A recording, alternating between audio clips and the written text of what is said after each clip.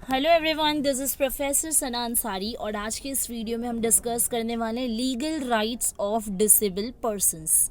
Disable persons के constitutional rights हमने already हमारे प्रीवियस वीडियो में अच्छी तरीके से डिस्कशन कर लिया है। आज के इस वीडियो में हम इनके कुछ लीगल राइट्स देखने वाले हैं। ठीक है, अब लीगल राइट्स क्या क्या हो सकते हैं तो इसे समझना बहुत ही ईजी हो जाएगा because we have already completed about the constitutional rights of disable person. ठीक है, सो वन बाय वन यहाँ पर इनके हम लीगल राइट्स के बारे में डिस्कशन कर लेंगे। अब लीगल राइट्स क्या होते हैं, यहाँ पे we have total 9 legal rights of disable person, उसको वन बाय वन देखते हैं।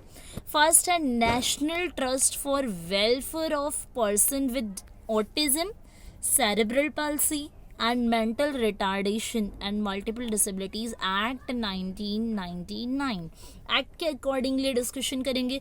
जैसा कि कॉन्स्टिट्यूशनल राइट्स में we did about the article and today we are going to discuss about the act. ठीक है, सो एक्ट के बारे में अलग अलग हम जानेंगे। सो फर्स्ट जो एक्ट के बारे में हम जान रहे हैं वो है 1999 का, जिसमें नेशनल वेलफेयर ट्रस्ट बनाई गई थी स्पेशली फॉर डिसेबल पर्सन। ये हमारे लीगल राइट्स में आता है। If the person is disable so he or she can go with the national trust for welfare person and ये specially autism, cerebral palsy and mental retardation and multiple disabilities के लिए बनाया गया है। जैसे कि एक से ज़्यादा अगर डिसेबिलिटीज़ होती है किसी पर्सन के अंदर तो इसके लिए स्पेशली बनाया गया।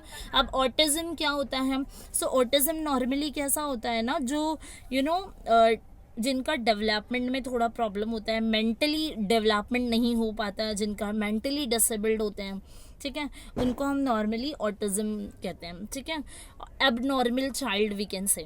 देन ऑटिज्म के बाद आता है सेरेब्रल palsy। सेरेब्रल palsy क्या होता है?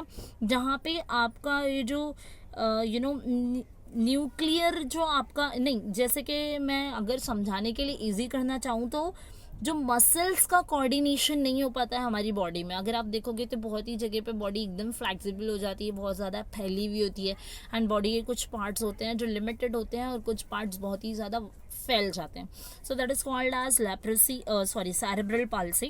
ठीक है, एंड मैंने ऑटिज्म बताया जिसमें आपको बताया कि न्यूक्लियर जो डिसऑर्डर हो जाता है या मेंटली जो डिसऑर्डर हो जाता है या मेंटल डेवलपमेंट नहीं हो पाता, that is called as autism. Cerebral palsy में मैंने आपको बताया है सिंपल, आप मसल्स के कोऑर्डिनेशन का वर्ड ध्यान रखोगे तो आपको इजीली समझ में आएगा what is cerebral palsy। Then mental retardation, आप जानते हो कि मेंटली डिस्टर्ब्ड होना, या फिर अगर कोई पर्सन है जिसको ही or she having a multiple disabilities like blind vision, blindness का भी प्रॉब्लम है, आंखों का प्रॉब्लम है, अंधे हैं, एंड साथ ही साथ लोकोमोटर डिसेबिलिटीज है जैसे कि पैरों से डिसेबिलिटीज होना। So that is called as multiple disabilities. So इनके लिए एक्ट बनाया गया 1999 में, specially all this disabilities for. ठीक है, इनके प्रोटेक्शन के लिए ये एक्ट बनाया गया है। ठीक है, एंड इनके एस्टेब्लिशमेंट के लिए इंस्टीट्यूशंस बनाई गई है। इंस्टीट्यूशन कौन सी? जो वेलफेयर करें, वेलफेयर केयर एंड प्रोटेक्शन दे किनको? Specially this disabilities which includes autism, cerebral palsy and mental retardation, या फिर the person having a multiple disabilities. तो उन सभी के लिए यहाँ पर ये नेशनल वेलफेयर ट्रस्ट बनाई गई है जिसमें वेलफेयर इंस्टीट्यूशंस बनाई गई है। इनके एस्टैब्लिशमेंट के लिए वर्क किया जाता है, इनके प्रोटेक्शन पे ध्यान दिया जाता है। ठीक है, यहाँ तक कि अगर कोई पर्सन है जो डिसेबल है बट ही और शी जो भी पर्सन हो सकता है जिसके पेरेंट्स नहीं है, तो ऐसे सिनारियो में इनका पेरेंट्स नहीं है तो इनके अपॉइंटमेंट के लिए प्रोसीजर्स करना, इनका कैसे मेंटल हेल्थ केयर करना, उनके गार्जियंस के साथ कांटेक्ट करना, उनको अच्छी तरीके से नेशनल ट्रस्ट से वेलफेयर प्रोवाइड करना, ये सारा काम नेशनल ट्रस्ट के जो एग्जीक्यूटिव्स होते हैं वो परफॉर्म करते हैं। ये एक्ट स्पेशली इन सारी डिसेबिलिटीज़ के प्रोटेक्शन, केयर एंड उनके सपोर्ट एंड वेलफेयर के लिए स्टैब्लिश किया गया एंड मल्टीपल इंस्टीट्यूशंस भी बनाई गई है। Then we have second legal rights, that is Act 1995, The Person with Disability Act 1995। अब ये एक्ट क्या कहता है? इक्वल अपॉर्चुनिटीज देता है, प्रोटेक्शन ऑफ राइट्स देता है एंड फुल पार्टिसिपेशन का राइट देता है। फर्स्ट मैंने बताया इक्वल अपॉर्चुनिटीज, जैसे कि अगर if I am a disable and I just want to join a public employment, और मुझे कहीं भी जगह पर जाके एम्प्लॉयमेंट करना है, ठीक है, सो वहाँ पे person can easily apply for that. या फिर गवर्नमेंट जॉब में भी आप देखोगे तो specially handicap and disable persons के लिए सीट्स को रिजर्व किया जाता है, ठीक है।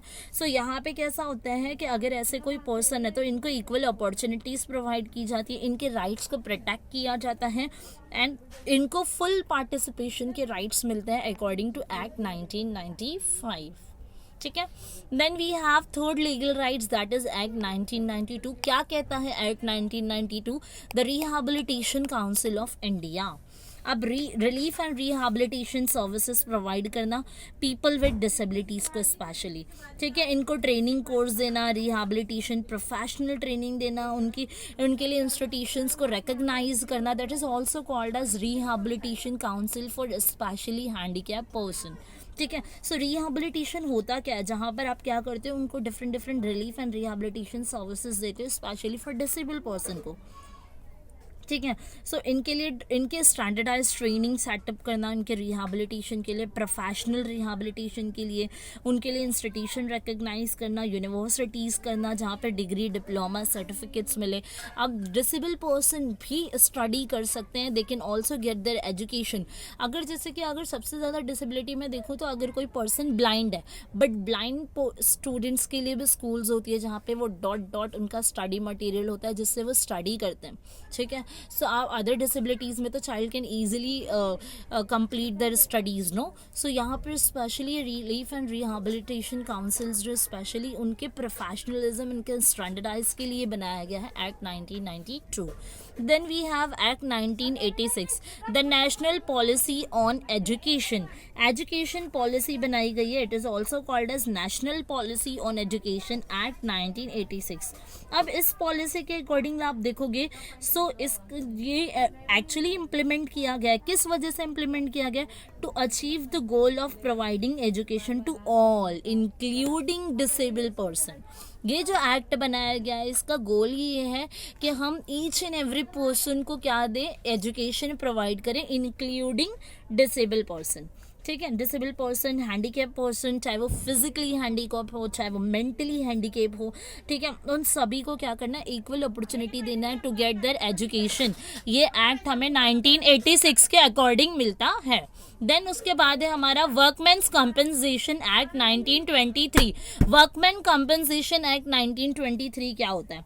अब वर्कमैन कंपनसेशन कैसे कि अगर जैसे कि कोई पर्सनल इंजरी हो गई, ठीक है, और जैसे कि अगर समझो कि मैं किसी if I am a disable person और मैं कहीं पर एम्प्लॉयमेंट करती हूँ, सो अगर मुझे कोई इंजरी हो गया सो उसका जो कंपनसेट करेगा वो मेरा एम्प्लॉयर करके देगा, क्योंकि वो इंजरी मुझे अगर हो जाता है और अगर मैं डिसेबल भी हूँ सो वहाँ पे एम्प्लॉयर जो भी होगा, जो भी कंपनी होगी वो मुझे कंपनसेट करके देगी, ठीक है, जो इतना भी पर्सनल इंजरी मुझे हुआ, that is called as workman compensation.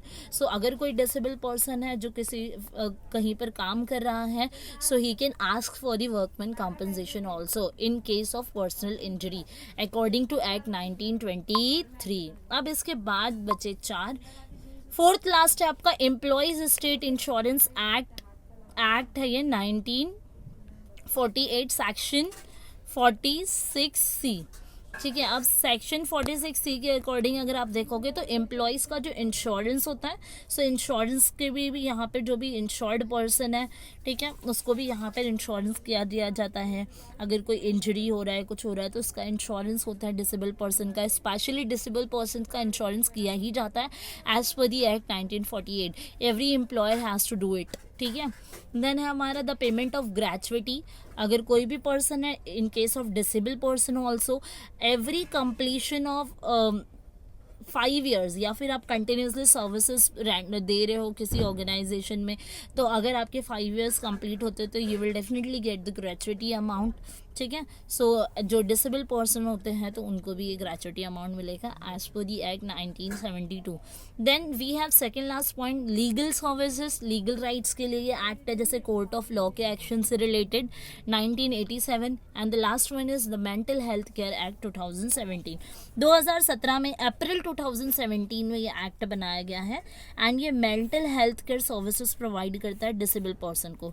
जैसे कि किसी को अगर मेंटली इलनेस है, कोई ऑटिज्म ऑटिज्म का शिकार है, जैसे कि मैंने बताया ना, न्यूरोलॉजिकली जो आपका डिसेबिलिटी होता है उसके लिए, सो उनको प्रोटेक्ट करना, उनको प्रमोट करना, उनके राइट्स को फुलफिल करना, ये सारा जो है एक्ट 2017 के थ्रू फॉलो किया जाता है. So we have completed this topic here. If do you people have any doubts and difficulties, so you can make and comment on my YouTube channel. Bye bye, have a nice day.